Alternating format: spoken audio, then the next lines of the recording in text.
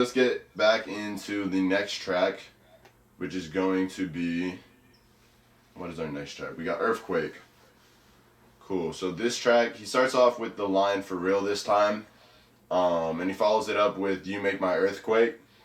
And so when you're hearing "for real" this time, you're not really sure what he's talking about, but after when he says "you make my earthquake," you kind of realize like he's talking about somebody, like either a girl or a guy. With Tyler the Creator, like you can never know.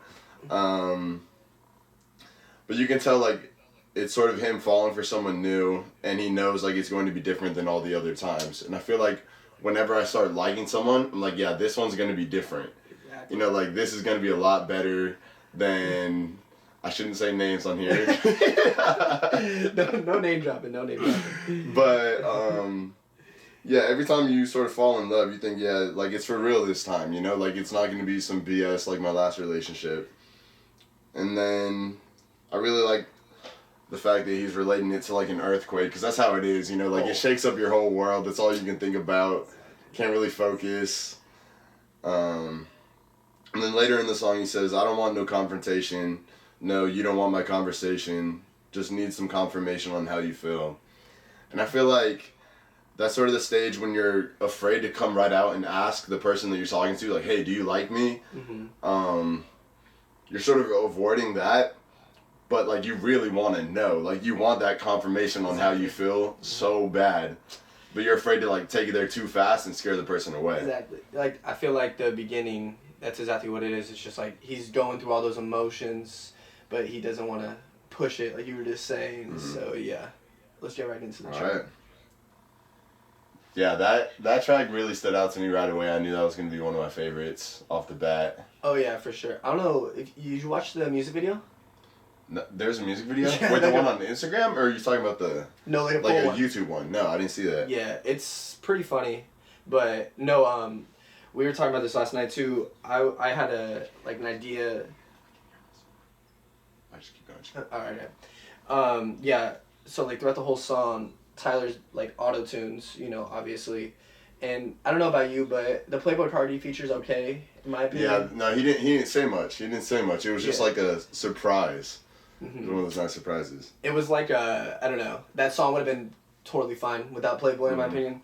But he's auto-tuned throughout the whole thing, and I feel like that's him going through those emotions of love and just, like, having your earth shake and, like, you don't really know what to do. But then at the very end, when he's not auto-tuned, that's when he finally comes back to reality, and he's just like, "Look, I just need some comfort. I just need some comfort." Just tell me already. Like, exactly. Come on, like, I'm feeling all these crazy ways, and, like, I'm not trying to feel this way if you don't feel the same way about me, too. Exactly. It's not him, like, I don't know, just so in love and blocking everything out. It's like he's finally past that. That's and when he he's comes just out of auto-tune, and he says it for real. All right, tell me, like, right now, like, how do you feel about me? Exactly. Right on. And we sort of talked about how we feel like this album is Tyler the Creator, like, at his finest. Like, it's him, like, fully developed. Like, he was hinting sounds that you're hearing right now all the way back in his old albums, like Wolf, Goblin. Like, they have elements of, like, piano chords that really shone in Flower Boy, and now it's just 100% just all that classical music that he works into, like a hip-hop sound, sort of. Yeah. I think this song is probably the most Flower Boy-esque. Because it's just, like, super, like you said, like, the bridge is just super happy. It's like you're walking to a park and you're just having a, you know, good day. But it's like, I think I'm falling in love. It's just like, instead of being in that earthquake, just like now you're moving on, and you're just like, now you're like fully processing it. It's set in. Like, yeah, like I am in it. Like, I know how this person feels about me now. Like, yeah, I think this is it.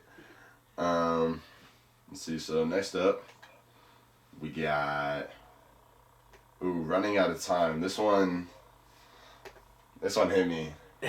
Yes. Man. So Running Out of Time is basically about running out of time to make someone really love you. And I feel like every time I start talking to someone, I gotta become the best version of myself to make that person like me. Yeah. You know, like, I started lifting like crazy. I started trying to get as tan as possible. I want my skin super clear. I want to make myself, like, just as funny as possible. I want to make sure that person is laughing like 24/7. Like, I just want to become the best version of me all the time. And he says that a little bit in here. He says like, I'm running out of spells to make you love me. A bunch of stuff like that. And I feel like we can all relate, because when you meet someone that's super special and you admire a lot of qualities about them, you realize like, or you start wondering like, am I enough? Yeah, exactly. And you start doing like some extra stuff, but then you don't know if they're still feeling you, and then you're just then you just in your head on head. Yeah, exactly, you know what I mean? Exactly. It's just a guessing game, and that's funny because he was guessing on Earthquake. Like, it's like I need confirmation, and now he said, I think I'm falling in love. But it's funny, throughout all of relationships, you're always going to be guessing. Exactly.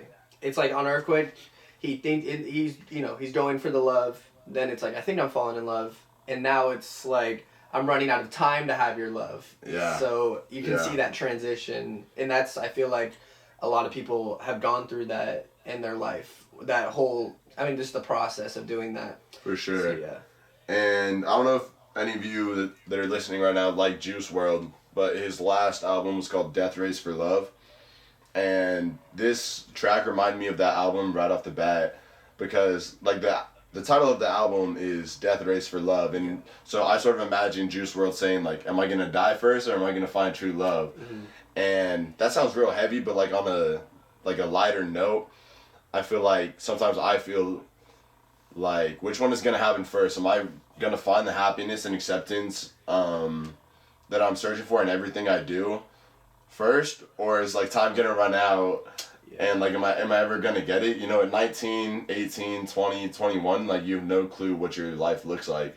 You have no clue like if or when you're gonna get married. Like when is it gonna happen? When are our lives gonna go where we want them to go? Are we gonna just get caught in a circle, get caught doing the same thing, get caught in our hometown, just messing around the rest of our lives, or are we gonna eventually find what we're looking for? Exactly. I feel like this song, obviously it's relating to love, you know, I'm running out of time to make you love me, but in a lot of ways, like you just said, like everybody has these thoughts with anything in life. Success, money, family, it's just everything. So this song is really relatable for a lot of people in my opinion, so just get into it. Exactly. Lots of speakers or something like that, like it's going hard. This next track is called A Boy Is a Gun.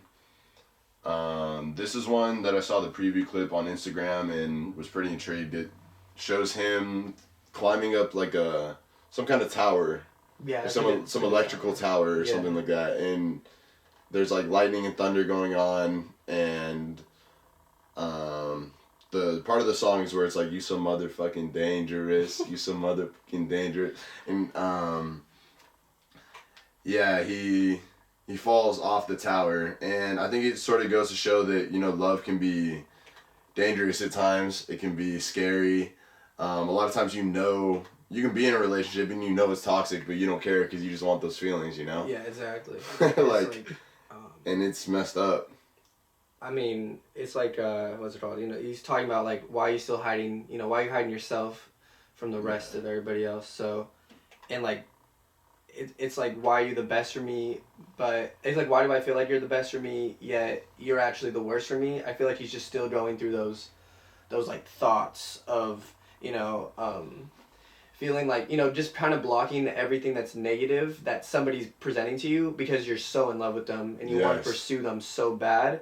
And that's why he's alluding to like, a boy is a gun, or, you know, like, it's like, you know, I think at the very end, I wrote it down, where is that? It's, where is that? You're a gun because I like you on my side at all times. Is that what you? Yeah, it's like, the person he's alluding to is like a gun. It's because he feels safe with the gun on him at all times. Right. But it's dangerous to everybody and to him because it's a gun. So I didn't even think about that. Yeah, so like it's, you know, obviously somebody's gonna feel feels better for you, but everyone else can see like, yo, like, why are you riding around with a gun? Exactly, like, exactly. You don't need to be doing any of that. That's crazy. Yes. I feel like, you know, we both been in relationships where like everyone else can see like, hey, like this has got to end. Like this isn't healthy. Like this isn't right and stuff. But when you're in it, you got to be the one to man up, take a step and like break it off for yourself. But you have to be ready to do that, and that's tough. So even when everyone else is telling you dangerous, like, you can know that too. Like, I've known when I'm in places that are like, yeah, like, this is stupid of me, but like, I'm not trying to be alone. Like, I'd rather be in this toxic relationship than be alone. So yeah, let's play it. Okay, cool. But yeah, we're back. You know, we just listened to A Boy's Done. If you just got here, we talked about how you know, I think the reason, you know, he's alluding to a boy being a gun is because, you know, that person, having that person safe by you, like just like having a gun on you, that allows you to feel safe. Yeah, it's so dangerous to yourself and everybody around you, and everybody sees that it's dangerous as well. So I think that's him alluding to him being in a toxic relationship. But also, in like verse 2, I feel like he was, you know, talking to his partners, like, you know, you want to go home, you better call yourself a cab, and, you know, like, you invited me to breakfast, like, why is your ex here? I feel like this is where Tyler is, he's still trying to be with that other person, yet the other person doesn't want to. I don't know if, you know, if it's a guy, if it's a girl, you know, you never know, but he's, you know, he's getting more and more hurt that this person isn't openly expressing how much he loves Tyler, and instead he's sticking with the other person. So that's also why this boy could be a done, because it's dangerous to him as well. Yeah, and he also says something about, he says, you invited me to breakfast, why the fuck your ex here? Yeah. Let's see if he around God around this time next year. So he's saying, and then the gunshot sound right there. So he's saying, like, you know, he's gonna kill his, like, obviously it's not literal or anything like that, but if you know Tyler's history, you probably know the song She with Frank Ocean, and that whole song is sort of about like a stalker type relationship, and he says something, and he says, what's he say? He says, and I'm drawing a blank. I'm gonna pull up these lyrics. Hold up. For which song is it? She by Tyler and Frank. She lyrics. Hold up. We're researching this right now because I'm determined to make this analogy, and if I'm not that smooth with it, this is our first podcast, so exactly. Forgive us. I don't know what part you're talking about. He says something about just when he's like 1. He starts counting. He's like 1, 2, 3, 4, 5, 6, 7, 8 is the bullets if you say no after all this. I just couldn't help it. You're so motherfucking gorgeous.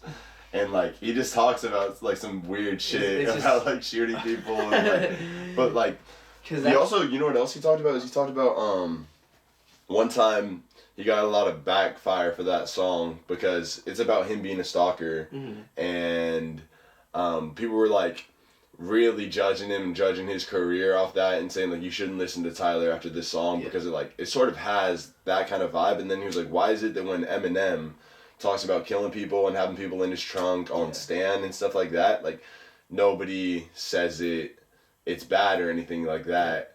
You know, Eminem can have, like, his first album was completely dark. You know, like, I'm pretty sure the album cover to his first album, like the real Slim Shady, is just like him on a dock and like with a body in the trunk, or like a body being like dragged.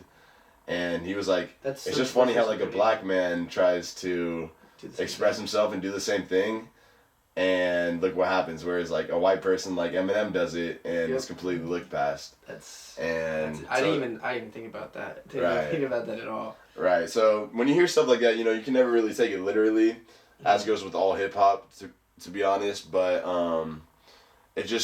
it's supposed to express passion and like real feelings of jealousy, and like he says it to the extreme to try to bring it out for dramatic effects, you know. I know this thing. Let me see it. Yeah.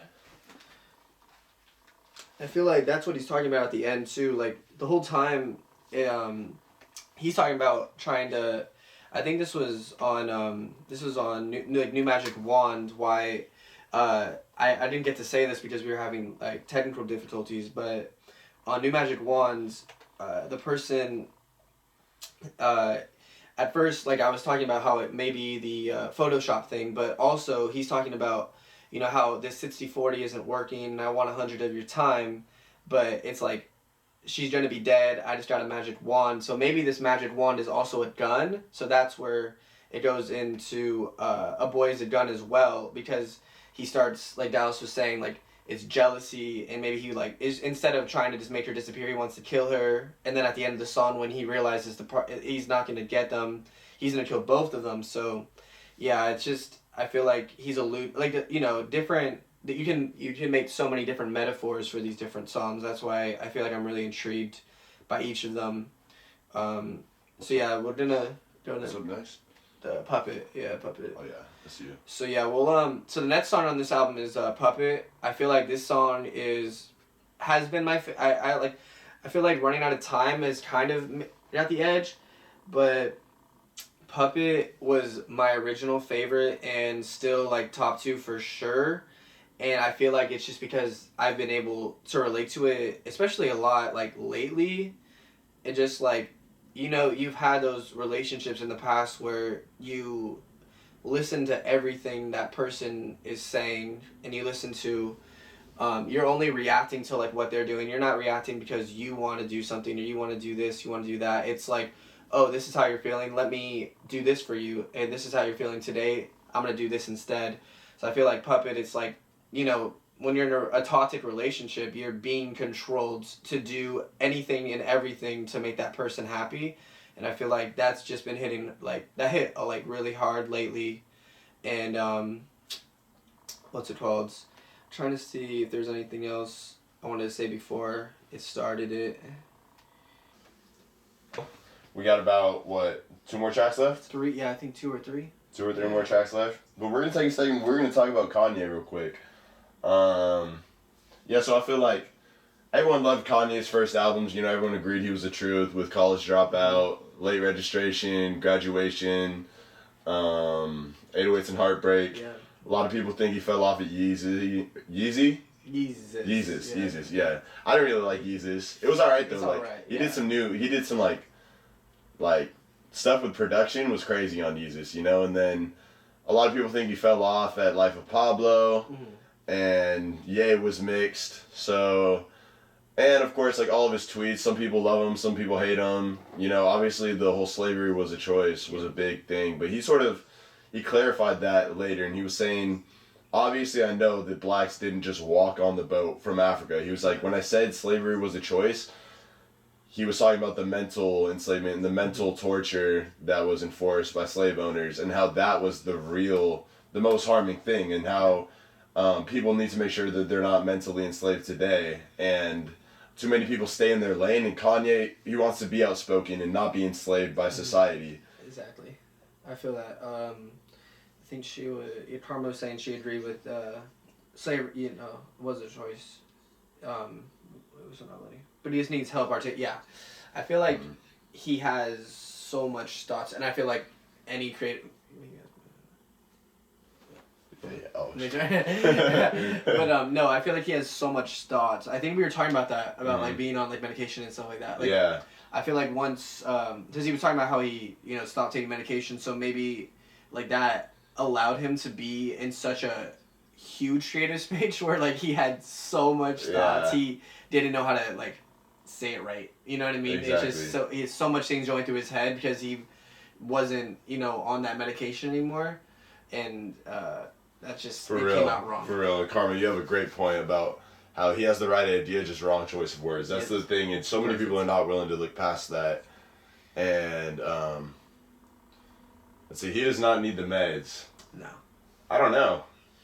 I feel like I've been on medication for depression before, and my friend Gino and I, we're here in the same room actually. We're not streaming from different locations. We were talking about this the other day, and we were saying, I feel like when I was on medication, I couldn't really relate to things as well because I was just so numb to different things, and that's sort of why I went off of it eventually, was because I wanted to feel again, like I couldn't feel too high and I couldn't feel too low, and I felt like when I was listening to like Frank Ocean, like is Gino and I, we love Frank Ocean. Like we're gonna talk about him for forever on one podcast. But like I felt like when I was listening to him, like I couldn't really feel his music anymore and stuff like that. And Kanye, he said he stopped taking medication to make 808s, didn't he? He was like, you can't make an 808s and Heartbreaks while you're on medication. Yeah, I think 808s was. I mean, I don't know about he has like, I feel like he has a quote. Have a real good support group or anything like that. Like you might need that, you know. Yeah. Being a little numb is better than being dead, you know. Exactly. Stuff like that. But if you're in a good enough place to where you can just rely on friends and rely on good outlooks, and like positive ways to spend your time and energy, then yeah, I feel like it's good to, you know, not rely on medication, and that's why I eventually got back off of medication. But yeah, I agree. If you can, then you might as well stay away from medication. Oh, for sure. I mean, I can't relate. Never been on medication, so. But I mean, hearing you talk about it, it makes sense. You just wanted to. Sometimes you gotta feel something. I can imagine not being able to like feel like you were talking about. What's that song where it's like sometimes I just need to feel something. It's like I know what you're talking about. We were talking about the other day. Oh man, we were talking about that during a little kickback the other day. But sometimes you just gotta feel a little something. You gotta. Let's see who's online. You gotta feel a certain kind of way. But anyway, we're gonna let this song play. So that was Gone Gone / Thank You. And man, that beat switch is ridiculous. That we're talking about how that second part of the song where it's like we could fall in love, that part kind of hurts to listen to. It's just so smooth and just so, I don't know, like anytime you repeat an impactful line like that over and over, you know, like it really just stays in your brain, it echoes in your brain, and just makes you think of any experience that you've had that has to do with love or anything like that. So that song had a good amount of stuff to say, but Gino really has the analytics on this one, so I'm gonna let him talk. Yeah, I mean the first part is like, you know, 4.5 minutes compared to Thank You. It's probably like 1.5 minutes or so. But like Gone Gone, I feel like that's, you know, throughout the whole album, I think me and Dallas have talked about like so many times how he's just talking about him, you know, trying to get this other person out of the relationship so he can finally be happy. But like Gone Gone is when he's finally coming to like grips with the fact that it's like, you know, I can't really control what this is going to be like. So it's like, you know, you started building a bridge and turned it into a fence, and then my building got torn down all because of your new tenant. Like your new tenant is, you know, his new girlfriend. So it's like, you know, this person started building a bridge, and you know, it gradually got worse and worse, and Tyler's finally coming to the grips that it's not gonna, you know, I can't have any control over it. I can't, you know, get this person out of the frame. I can't kill you. I can't kill this person. I have to move on and be okay with myself. Right. And then that's when it just, I think the transition into Thank You, it's like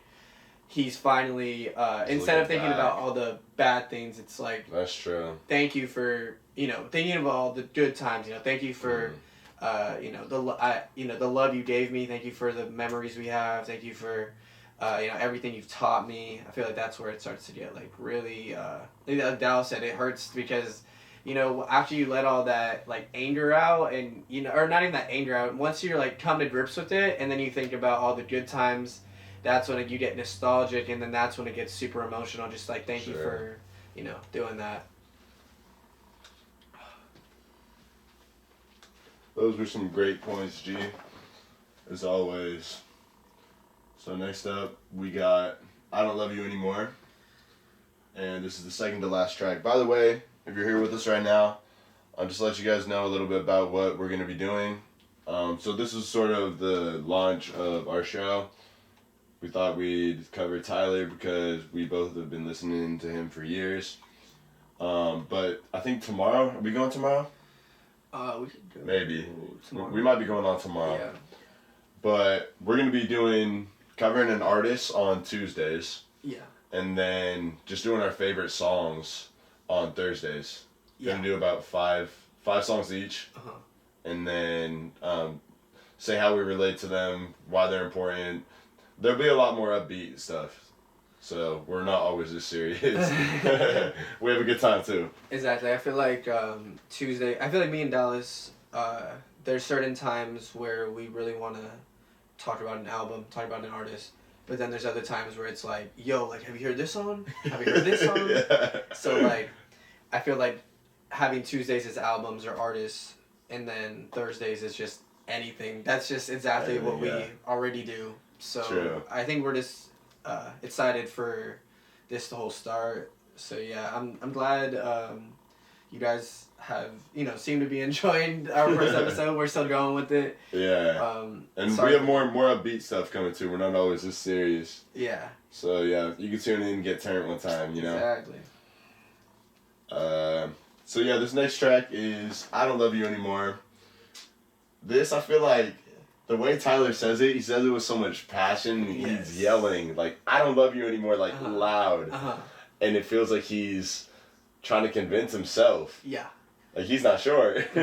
And it's I think it relates directly to "Thank You," because alright, so the gone, and it's like, alright, I can't control it, but thank you for loving me, thank you for all the memories, and now he's at the point where he's just like, fuck you, like thank you, Yeah. Like, I don't love you anymore. It's like it's like you wasted my time, and it's, you're not at the point of being happy about it or like in the middle. It's like this is all of the angry emotions instead of thank you being all the happy emotions. Exactly. And yeah, I just remember like stages when telling people like, oh dude, I am so over her, like don't even bring her up, and like I have to say that a million times to convince myself. Exactly. And that's where he's at, I feel like. Exactly. Like he's mad, he's upset, he just know that he was used, but he has to like say it loud to convince himself. So yeah, we'll get into it. Me and Dallas, when the song was playing, I think one of the worst phrases to hear is, I think this might just be better for us, especially when I feel like a lot of people have been in love with somebody, and at some point something goes wrong, but you still want that. And when they say that, it's like when they say, I don't know, it might be better for us. It might be better for us, or you're my brother. You're like my brother. Oh my god. Yeah, that's how it hurts. You're like a brother to me. You're like family. It's like those like type of comments are the ones that kill you the most. They do. So yeah, I feel like this track, it's just like I said, it's like the angry, the mad emotions, and then just like all the different thoughts that are going through your head while you're doing that. Alright, and then it ends up, as all relationships end up, you fall in love, they quake your whole earth, make your earthquake. You are battling in your own mind to decide like whether or not you're falling in love with that person. You want confirmation. You start seeing some things, some problems arise. Maybe some exes pop up. There's some jealousy. You want to like eliminate all these problems. Stuff happens. It ends. You fall out of love, and then the next question is, "Hey, are we still friends?" That was like you literally just. Yeah, you see what I did there, right? You just went song by song, and then that's the name of the next track. After every relationship that ends, I mean, on good terms at least. You have those thoughts of, like, after you've let out all those emotions, like, are we still friends? That's literally So what is it? Yeah. That's why this. It's a perfect way to end the album. Oh yeah, that's why this track is called "Are We Still Friends?" with the question mark. It's not a statement. Yeah. It's literally a question. It's like, shoot, it's up to you, I guess. So.